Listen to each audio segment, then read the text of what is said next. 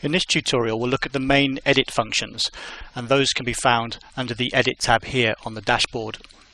Some of the functions are here as shortcuts along this taskbar as well, and we covered some of them when we looked at the time space, but we'll recap a little here as well. The Edit tab itself is divided into 4 subsections, which are accessible by the tabs here. We'll go through each shortly, but let's start on the top one, which has all the main functions. As we've seen before, most functions can either be accessed by pressing buttons or by a keyboard shortcut. And if we click with the right button, or the equivalent pen button, Mistika shows us what the shortcut for that particular function is. So in this case, an obvious one, undo, is Ctrl Z. So quickly going along this taskbar, we have undo and redo, of course, then the usual cut, copy and paste. There's also a button for delete, but most people will just use delete on the keyboard. The pack functions are very useful. They're for taking out spaces between clips. So for example, if I move these clips over, by selecting a group of clips, then either packing to the left, which will remove all the spaces, leaving the leftmost clip in the same place, or alternatively pack to the right, which will leave the rightmost clip in the right place. Navigation is for going in and out of groups. We'll look at that specifically in a tutorial about groups. And align is for lining different tracks. So for example, to align all these to their leftmost edge or to the rightmost edge. These are for controlling markers on the timeline. We'll have a look at that shortly. And here we can use this to jump a shot at a time between the timeline. The edit marks will go into more detail as and when the topic arises. Essentially, they're a method of defining a zone on the timeline that we'd then use for a future process, for example, to render a particular portion of the timeline. But we'll also look at them shortly in terms of how we use them for edit functions. But for the moment, we just need to know that we use them by setting an in point to match with our monitor line, and an out point. And the yellow area is the zone we've defined. We can clear them here. We can also set them with the keyboard shortcuts of I for in and O for out, or Shift I to clear the in point and Shift O to clear the out point. Or we can make a selection and wrap our edit marks around them. We'll come back to how we use the edit marks to edit shortly. General shuttle functions, as we've seen before. The play marks work in a similar way to the edit marks, except they're specifically to restrict playback on the timeline. So for example, to play from here, S for start, to here, E to end. Now if I were to play, because loop is enabled, Mistika would simply loop this section. Clear those marks.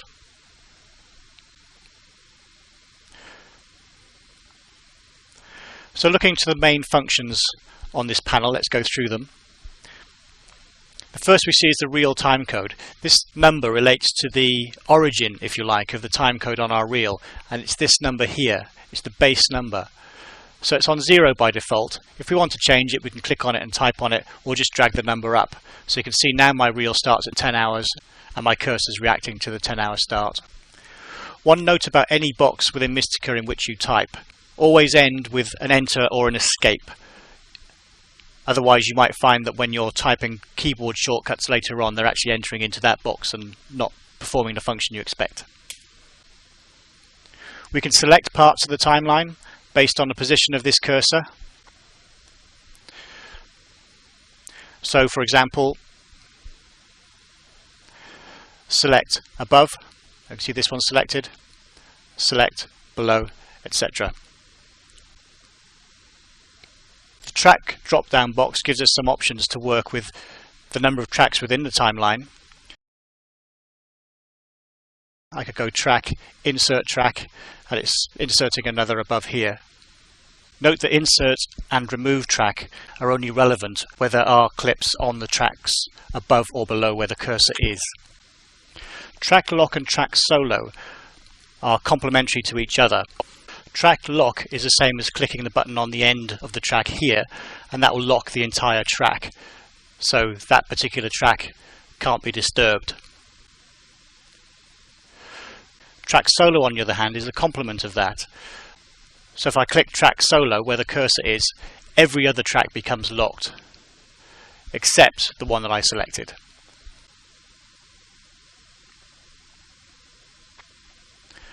Notes allow you to leave notes on the timeline, and are particularly useful if you're handing over your timeline to someone else. So wherever the cursor is, you can create a note. You can either type or you can draw. To change an existing note, just select it and go back to Note, Create.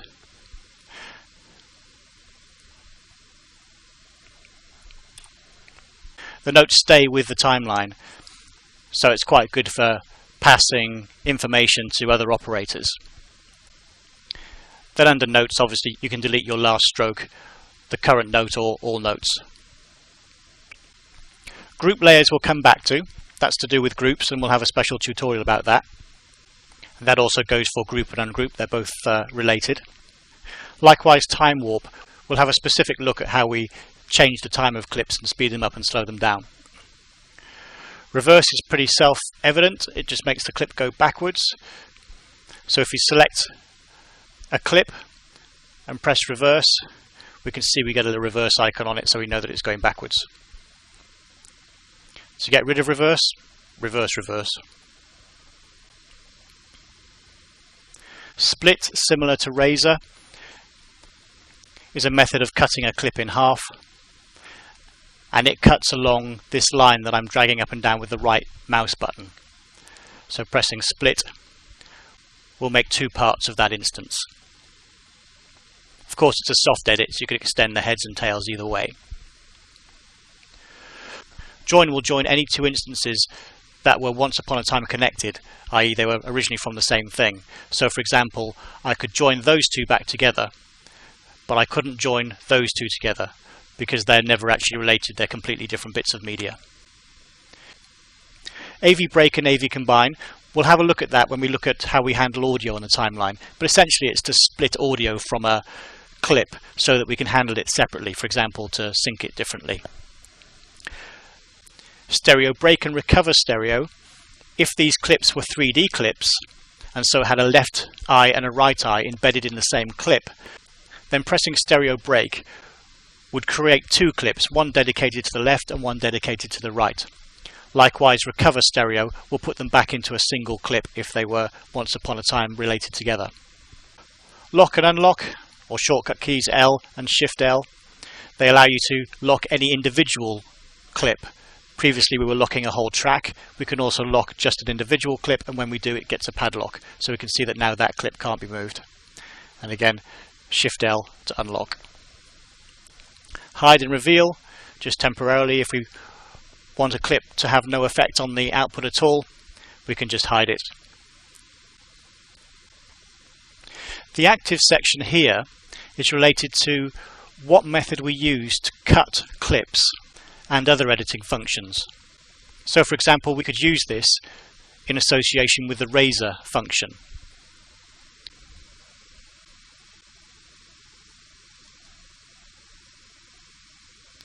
With nothing selected, a cut is placed from top to bottom through the timeline. On the other hand, if something is selected, the razor will cut using the thumbnail marker on the clip.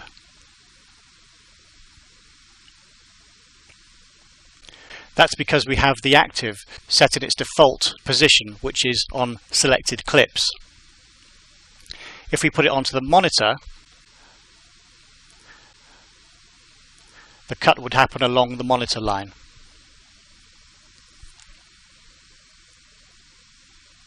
We can also use those edit marks to specify where we might place a cut. For example, using both in and out points in order to cut a section out.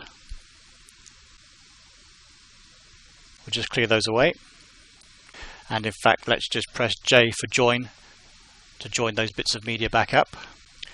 Transitions we'll look at in a separate tutorial, but essentially it's where you can do crossfades and wipes. And subtitles are for specialized predefined subtitle files to be added. Over here we have a calculator, And in fact, it's the area that accepts any numeric input that you might type whilst you're on the timeline. That number is then held, ready to be used in one of the associated functions. But we can also use the calculator to do calculations for us. For example, frame rate, conversions and that sort of thing. We can populate the calculator with numbers from the timeline. For example, to get the duration of this clip, it's 5 seconds long, maybe divide it by 2, set duration of clip. We can either type in numbers by clicking here, or we can type them in on the keyboard. The Use button enables the number to be used for one of the editing functions. So for example, with this clip, I've got Use on and 2.5 seconds in the calculator. So if I were to press Move, the clip jumps backwards by 2.5 seconds. You'll notice the Use is then, as a safety mechanism, disabled. And in fact, now if I press Move, it'll default to just being a frame at a time, so I can just happily nudge around if Use is not on. Or if there's a very specific amount that I want to change it by, then I can type that in, Use becomes enabled, and I can move it again. We have some useful editing functions down here as well. Trimming of the head, trimming of the tails, and shifting of the action. Let's just set 3 clips together. Just using the keyboard shortcut for pack.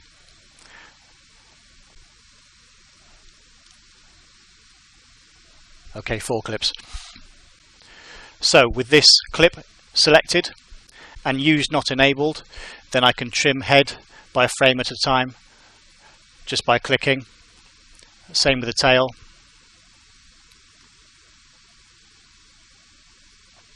Or I can type in a number, backspace to clear, 12 frames, trim head. You'll notice at the moment the clip is working in isolation, as in a gap has appeared here and the rest of my edit is staying put. How my trims affect the rest of the edit is chosen here in this trim mode. So if I just bring this back to join again, and let's look at this edit here, for example. So we'll play around with trimming the tail of this shot. So we saw what happened in local. It was just going to make a gap. If I change it to global, then now when I start changing things, you can see I'm changing by 12 frames at a time, and it's pulling around the whole edit.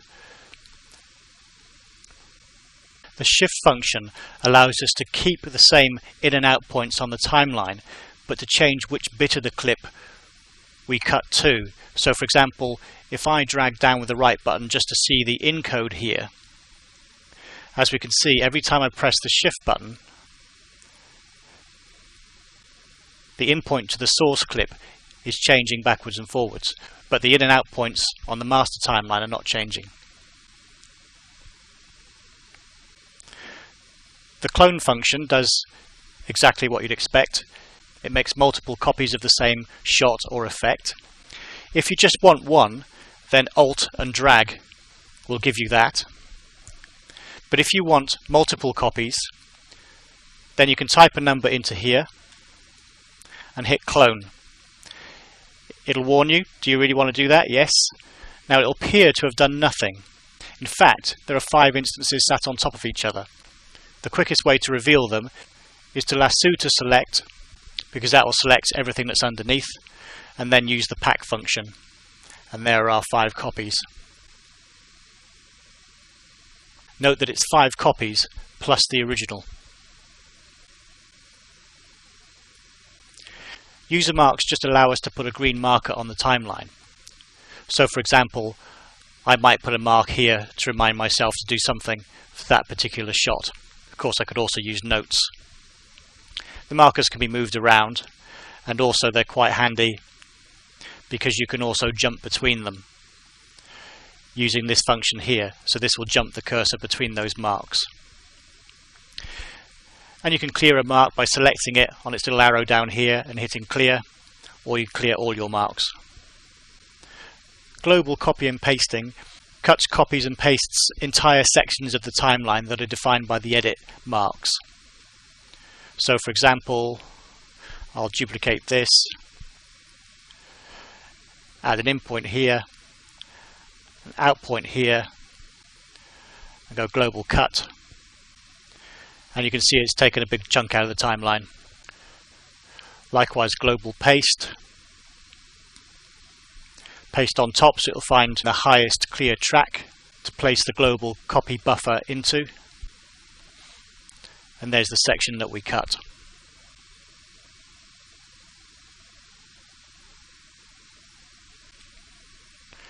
Again, using the edit marks, remove time snips out a section of the edit.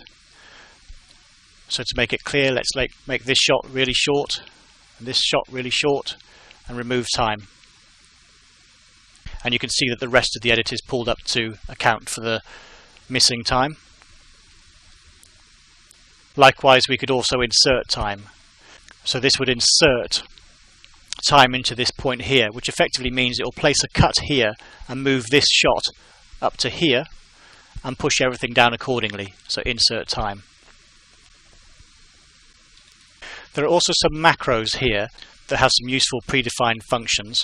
We'll just look at a couple of them because some of them relate to other tutorials. One is unstrip. What that will do is actually put an edit on every single frame. So we've now broken that clip into all its different frames,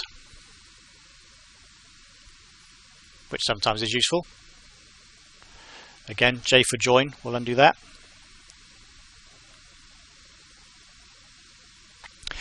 Linearize is designed particularly for color grading sessions where you might have loaded your material on in master order, but perhaps you want to grade your rushes and lay them out to tape, in which case you want to ensure that the shots are on the timeline in ascending timecode order, which you can see at the moment mine are not. 12, 1202, 1230, 15 something, 13.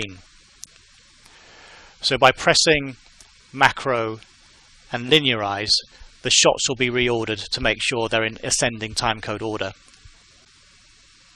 The other macros we'll look at in other tutorials because they relate to specific items. The source monitor also has some editing functions, so we can work in a classic NLE kind of a way.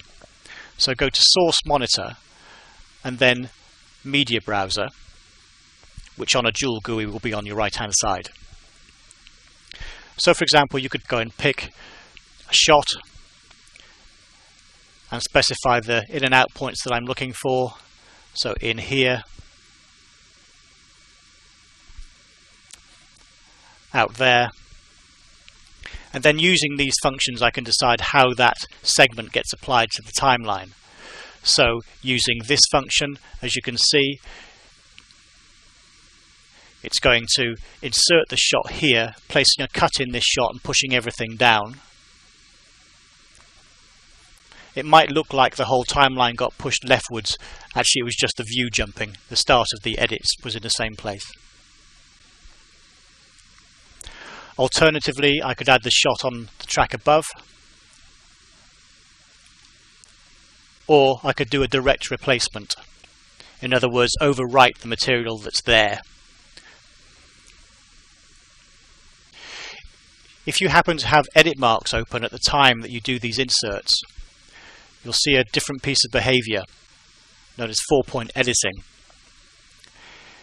If I now insert here, you can see I've got this green box. Actually, what's happened is because I've given an in and out point on my source material and an in and out point through my edit marks on my master timeline, Mistika has simply calculated that it needs to change the speed of this shot in order to make it this duration. So this green box is actually a time warp, a speed up in this particular case, but we'll look specifically at time warps in a specific tutorial. So those cover the main functions under the Edit tab. Just a brief look at the other sub-tabs. With attributes, if we select a shot and go into attributes, it'll give us all the information we have about that shot. In this case, it's an R3D red file, so it tells me precisely the path of that file and the various bits of metadata we have about it. In the Extras tab, we have some shortcuts to open up other programs. And in fact, you can add your own buttons in here. So if there are particular external bits of software that you routinely use, perhaps some graphics software on the same system, then you can add in a button here so you can launch it straight away from Mistika. Then under Setup, many of these options are pretty self-evident and the manual is good to go through all these. But a couple of useful things in here just so you can work in your preferred manner. For example, X constraint, at the moment it's on, which basically means if all I do is drag, you can see the clip is only going up and down. On the other hand, if I hold down Control at the same time, I can temporarily override that. So when I'm compositing, that's the method I'd use. When I'm editing, I'd actually turn it off because I'm more likely to want to be moving stuff left and right. And in fact, then the logic is reversed. If I hold down Control, it's temporarily overridden and I have a constraint back on.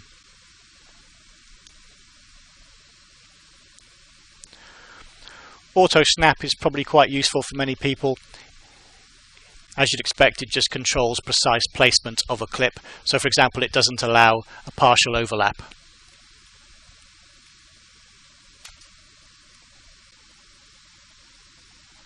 Auto expand similarly. For example, if I were to take this shot and add, say, a color corrector, auto expand is currently off, you can see that it's just blindly gone over this shot. On the other hand, if auto expand were on, then Mistika makes room for the effect by pushing everything down.